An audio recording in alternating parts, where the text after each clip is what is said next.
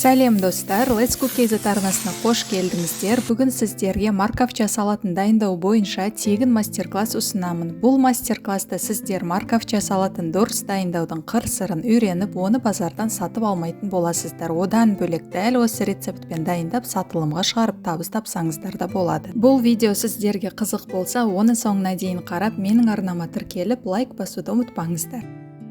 Ал бастайық. Сәбізді алдын ала тазалап жуып аламыз. Морковчаға ірі және ұзын сәбіз таңдаған дұрыс. Енді сәбізді үккіштен өткізу керек. Менде морковчаға арналған 2 насадка бар. Біреуі осындай жіңішкелеу, ал екіншісі ірілеу. Осы ірілеу көзінен сәбізді ұзын етіп өткіземін.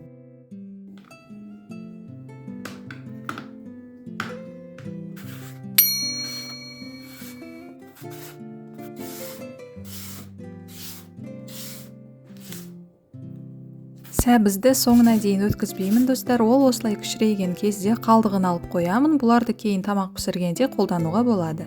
Мінекей достар, қараңыздар, сәбіз осындай ұзын, тым жіңішке де қалың да болмауы керек.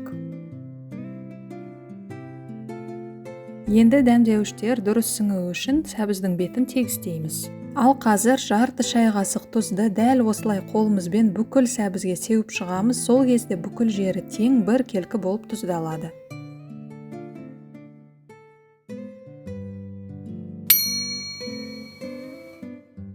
Ендігі кезекте қант тұздан 2,5 есе көп болуы керек. Біз жарты шай қасық тұз қостық, демек 2,5 шай қасық қант қосуымыз керек. Қантты да дәл тұзды сепкендей сеуіп шығамыз. Енді кәдімгі 70% уксустан жарты шай қасық құйып алып, оны мінекей осылай бүкіл сәбізге ақырын тамшылатып шығамыз. Сол кезде уксус дұрыс сіңіп, морковчаның дәмі жақсы шығады.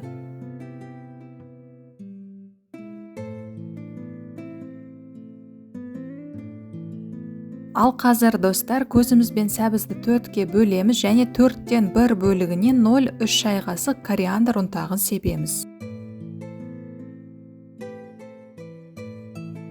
Дәл солай 4-тен 1 бөлігіне 0,3 шай қасық кристаллик, яғни Қытай тұзын сеуіп шығамыз.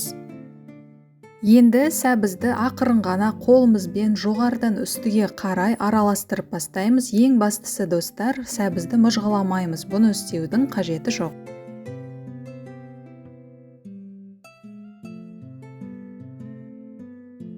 Араластырып болғасын сәбізді осы күйінде 15-20 минутқа қоямыз. Бұл уақытта ол жұмсарып, аз-аздан суы шыға бастайды.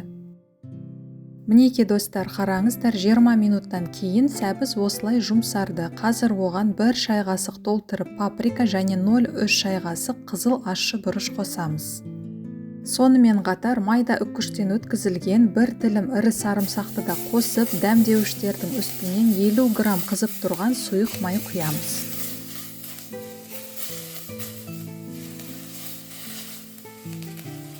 Енді қасықпен ақырын төменнен үстіне қарай дәмдеуіштер бір келкі болып сіңгенше араластырамыз. Мінекей достар, осымен салат дайын, оны бірден жей берсеңіздер болады, бірақ тоңазытқышқа 1 сағатқа немесе одан да ұзақ уақытқа қойсаңыздар, дәмдеуіштері жақсы сіңіп, суы шығып, дәмі бұдан да керемет болады. Мінекей достар, қараңыздар, сәбіз қандай әдемі болып шыққан, езілмеген, жеген кезде кітірлеп тұрады. Міндетті түрде дайындап көріңіздер достар, сіздерге ұнайтынына 100% сенімдімін. Достар, менің каналыма қолдау көрсетіп, рецепттеріме лайк басып, пікір қалдырып, дос құрбыларыңызбен бөлісулеріңізді сұраймын. Видеоны қарағандарыңыз үшін көп рахмет. Келесі кездескенше аман сау болайық. Ал егер сіздер сәбіздің кітірлегенін естігіңіз келсе, онда видеоны соңына дейін қараңыздар.